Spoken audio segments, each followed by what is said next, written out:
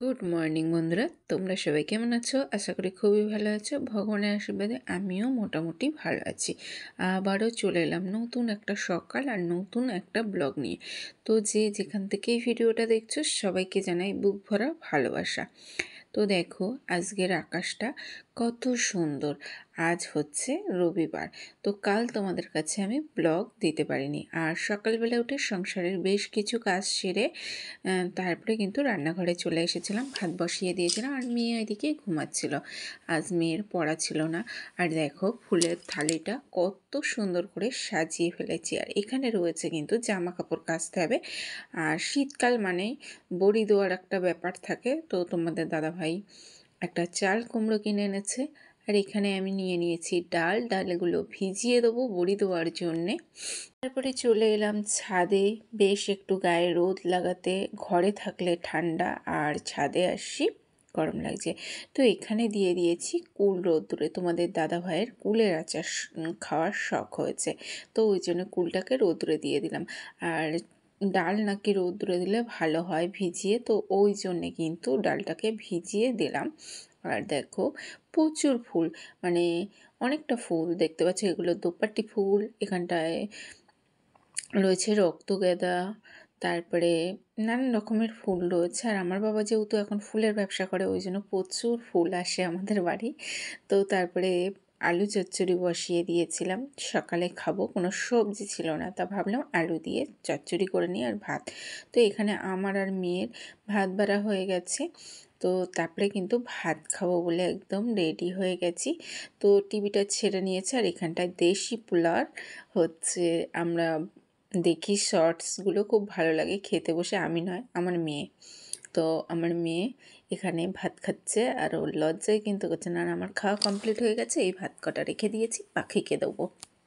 তো তারপরে তো সংসারের অনেক কাজ, মানে বাসন কোসন উপর করতে হবে, তারপরে জামা কাপড় ভাঁজ করতে হবে। যতটা পারি ততটা তোমাদের কাছে শেয়ার করি। মানে আমরা মেয়ে বলো বউ বলো, তো যাই বলো, আমরা ঘরোয়া বউ আর আমাদের হাউস ওয়াইফদের হচ্ছে ডেইলি ব্লগের মধ্যে কিন্তু এগুলো ছাড়া আর অন্য কিছু নেই। তো যাই হোক, তারপরে কিন্তু আমি থালা বাসনগুলো যেখানে থাকে সেখানে সুন্দরভাবে গুছিয়ে নিচ্ছি। দারুণ সুন্দরভাবে গুছিয়ে রেখে দেবো। আমার রান্নাঘর বলেছিলাম না, আমার কাছে আমার রান্নাঘর হচ্ছে মন্দিরের মতো। তো মেয়েদের অর্ধেক সময়টা কিন্তু কেটে যায় রান্নাঘরে। সংসার বলতে কিন্তু মেয়েদের সবথেকে ভালোবাসার জায়গা হচ্ছে কিন্তু রান্নাঘর। এখানে তুমি যত গুছিয়ে রাখবে তত তোমার ভালো লাগবে। তো যেখানে যে জিনিসপত্রগুলো থাকে সেখানে সেইভাবেই রেখে দিলাম। আর এটা আমি অনেক আগেই বলেছিলাম, এটা কোনো রান্নাঘরের সিস্টেম অনুযায়ী করা হয়নি। তো যাই হোক, তারপরে কিন্তু জামা কাপড়গুলো কাচা ছিল, সেই জামা কাপড়গুলোকে ভাঁজ করে নিচ্ছি, নিয়ে সব কিছু গুছিয়ে রেখে দিচ্ছি। তো জামা কাপড়গুলো ভাঁজ করা হয়ে গেছে, সবগুলো গুছিয়ে আলনায় রেখে দিয়েছি, রিং লাইটটা যেখানে থাকে সেখানে রেখে দিয়েছি। আর এবার দেখো আমার সানসেটের মাথাটা পুরো জঙ্গল হয়ে রয়েছে, মানে আফ্রিকার জঙ্গলের মতন অবস্থা হয়েছে। তো এবার কিন্তু সানসেটের মাথাটা পরিষ্কার করবার, প্রচুর ঝুল পড়েছে। তো ওই জন্য সানসেটের মাথাটা ভাবলাম আজকে পরিষ্কার করব। তো ঘরদোর একটু, মানে এখন অতটা সময় পাচ্ছি না পরিষ্কার করার। মানে শীতকালে একটু শরীরটা খারাপ যাচ্ছে। তো আমার শরীরটা যে এখন কখন খারাপ যায় কখন ভালো যায় বোঝাই মুশকিল। আর প্রচুর ধুলো পড়েছে। তো মেয়ে আজকে যেহেতু বাড়ি আছে, বললাম শোনা, তুই আর আমি দুইজনে মিলে সংসারের কাজগুলো করে নেই, তুই একটু হেল্প কর, আমি তাড়াতাড়ি পরিষ্কার করে নিই, নাহলে আমার একার দ্বারাই সম্ভব না। তো যাই হোক, মা আর মেয়ে লেগে পড়লাম কাজে। তো এখানটায় সব, মানে শামসেরের মাথায় ঝুল ছিল যা ছিল সব কিছু কিন্তু একদম পরিষ্কার করে নিলাম। আর আমাদের তো আর আলাদাভাবে যে স্টোর রুম নেই যে সেখানে রেখে দেবো। আর বাঙালির মানে সানসেট একটা ভালোই মানে জিনিসপত্র রাখার জায়গা। তো এই সানসেটগুলো তোমাদের দাদাভাই বলছিল কিছুদিন আগে বক্স করবে, আমি বলছি না থাক, বক্স করতে হবে না, তো যাই হোক, এই কোণাটা আগে পরিষ্কার করে নিলাম, নিয়ে যেভাবে কৌটো কাউটিগুলো ছিল সব কিছুই আবার কিন্তু সেইভাবে রেখে দিচ্ছি বালতি টালতিগুলো। তো এই সেটটা পুরো কমপ্লিট হয়ে গেছে। এবারে এই বালতিটা আমি নামিয়েছি, আজকে ডাল ভিজিয়েছি, তো ওই জন্যে লাগে মাঝে মধ্যে। আর আমার বাড়িতে বালতি খুব একটা লাগে না, ওগুলো সব আমার পাওনা একটা একটা অনুষ্ঠানে। তো যাই হোক, এখানে কিন্তু চিনি নিয়ে এসেছে তোমাদের দাদাভাই, আচার হবে তাই মুড়ি এনেছে, আর এনেছে মাছ, আর লাউ নিয়ে এসছে, গাজর, শিম, বিট, কিছু ফল, সমস্ত কিছু এনেছে। তো এখনও রান্না হয়নি, মানে বললাম না রান্না হয়নি, অনেকটা বেলা হয়ে গেছে, এখনও রান্না কমপ্লিট করিনি। তো কী মাছ এনেছে জানি না, তো মাছটা দেখি ঢেলে। তো দেখো বন্ধুরা, কাটাপোনা মাছ নিয়ে এসছে।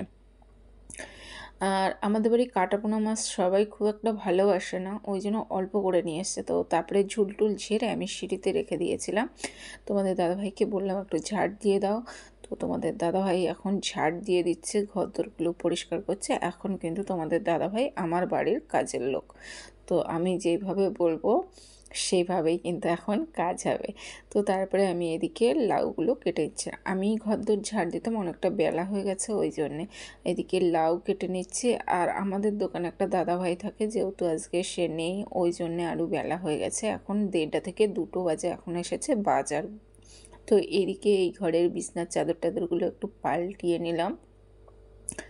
আর এই যে সামসেটের মাথাটা কত সুন্দর করে ফেলে দিলাম, মানে সাজিয়ে রেখেছি, আর যেসব জিনিসগুলো ফেলে দেওয়া সেগুলো ফেলে দিয়েছি, আর খাটটাকে এইভাবে সাজিয়ে নিয়েছি বিছনার চাদরটাকে পাল্টিয়ে। আর এদিকে হয়ে গেছে চাল কুমড়োটা প্রায় কমপ্লিট। তারপরে কিন্তু সব কৌটো কাউটিগুলো না, রান্নাঘরের না জিনিসপত্র না খুব ঘন ঘন তেল চিট হয়ে যায়, সব তেল মশলার ঝাঁঝে, ওই জন্যে ভাবলাম যে রান্না হচ্ছে আর আমি তো এখানটা এখন কিছু করছি না, এগুলো পরিষ্কার করে নিই। আর আমার অবস্থা দেখো পাগল পাগল, আর নামের গাড়ি যাচ্ছিল, সেটা তোমাদের মেয়ে দেখিয়ে দিল।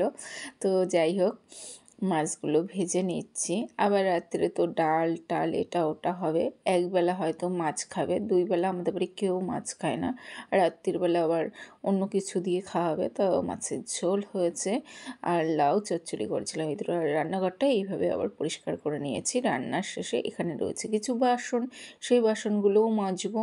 তো বাসন কোসন মেজে আবার স্নান করব, মানে এতটা বেলা হয়েছে স্নান করি, সকালবেলা নাইটিটা পাল্টিয়ে রান্নাঘরে চলে এসেছি। আর এখানটায় মেয়ে দিচ্ছে এখন পুজো, সিংহাসনটাকে এইভাবে লাল ফুল দিয়ে সাজিয়ে নিয়েছে, দেখতেই পাচ্ছ। আর ভোলে বাবাকে খুব সুন্দরভাবে সাজিয়েছে। তো বাটায় প্রসাদ দিয়ে দিয়েছে, দিয়ে কিন্তু একটা মালা গেঁথেছিল, তো মালা গেঁথে পরিয়েছিল। তারপরে আমি ছাদে চলে এসেছি, রোদ্দুরটা চলে গেছে। তো ছাদে এসে আমি জামাকাপড়গুলো ধুয়ে দিয়েছি, আরও কিছুটা দিচ্ছি। আর এদিকে ডালটা মেয়েকে বললাম যে নিচে নিয়ে যা, এবার সন্ধে হয়ে গেছে, এবার ডালগুলো পরিষ্কার করে ধুয়ে বেছে রেখেছিলাম, এগুলো এবার বালতি ভর্তি হচ্ছে, এগুলো এবার ভাঙাতে নিয়ে যেতে হবে, ভাঙিয়ে নিয়ে আসবো। তো বাড়ি বাটবো না, বাড়ি বাটলে না খুব কষ্ট হয়, আর এখন শিলে বাটতে পারি না। তো যাই হোক, তারপরে মাকে বলেছিলাম আসতে, মা এলো, মা মেয়ের জন্যে ফুচকা এনেছে, সব বিছনার উপরে তোমাদেরকে দেখিয়ে দিচ্ছি। ফুচকা এনেছে, চপ নিয়ে এসেছে, দেখতেই পাচ্ছ, সব বিছনায় চলে গেছে। তো তারপরে আমি পুঁটি মাছ খেতে খুব ভালোবাসি, যেটা তোমাদের সঙ্গে সবসময় শেয়ার করি। তো পুঁটি মাছের ঝাল নিয়ে এসেছে মা আমার জন্যে সন্ধ্যাবেলায়। তো তারপরে কি নিয়ে এসেছে দেখা যাক। ও আলুর চপ এনেছে, আলুর চপ নিয়ে এসেছে, আর ফুচকা নিয়ে এসেছিলো, সন্ধ্যার টিফিন হয়েছে, মা এসেছে ওই জন্য। তারপরে কিন্তু চলে এলাম ননদের বাড়ি। তো আমার ননদের বাড়ি আসলাম, ডালটা ভাঙাবো। তো ননদের বাড়ি কিন্তু ম্যাশিং আছে, ডাল বাটা ম্যাশিং, ওখানে চলে আসলাম। তো অন্য দিকে হচ্ছে 15 টাকা করে নেয়, তো আমার ননদ 10 টাকা করে নিচ্ছে। তো যাই হোক, ননদের বাড়ি থেকে ডালটা বেটে নিয়ে যাব, নিয়ে কাল সকালবেলায় সময় হবে না, কারণ অনেকটা দূর আমার ননদের বাড়ি। তো তখন এসে ডাল বাটবো কখন, আর হচ্ছে বড়ি দেবো কখন। তো যাই হোক, তো ননদ কিন্তু আমাকে বলছে যে তুমি এই এই সুইচগুলো চাপ দাও, দিয়ে এখানে দাঁড়িয়ে থাকো, দিয়ে তুমি তোমাদের ডালটা বেটে নাও। তো আমি তো সব কিছু বুঝি না।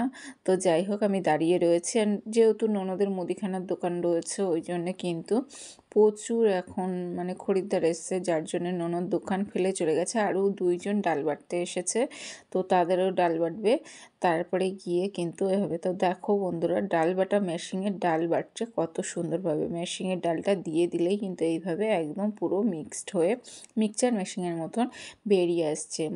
তো দেখো খুব সুন্দরভাবে কিন্তু মিহি হয়ে বেরিয়ে আসছে। আর আজকে আমি দিচ্ছি 2 কিলো ডালের বড়ি। তো নেক্সট মানে কয়দিন পরে আবার দেবো। মিনিমাম 10-12 কিলো ডালের বড়ি আমাদের দেওয়া হবে। তো যাই হোক, দেখো বন্ধুরা, একদম ডালটা কত সুন্দরভাবে মিহি হয়ে বেরিয়ে আসছে। তোমাদের দাদা বলছে সন্দেশ, তুমি খেয়ে নাও। আর হচ্ছে আমাদের ভাগনা ছিল, ভাগনাকে বলছে কি বাটার খাবি, বলছে না, বলছে ওই তো বাটার নে, বাটার খাবি। তারপরে কিন্তু আমি ডালটা বেটে নিয়েছি। দেখো 2 কিলো ডাল একদম পুরো বাটা কমপ্লিট হয়ে গেছে। এইবার কিন্তু কিছু মুদিখানার জিনিস নেবো।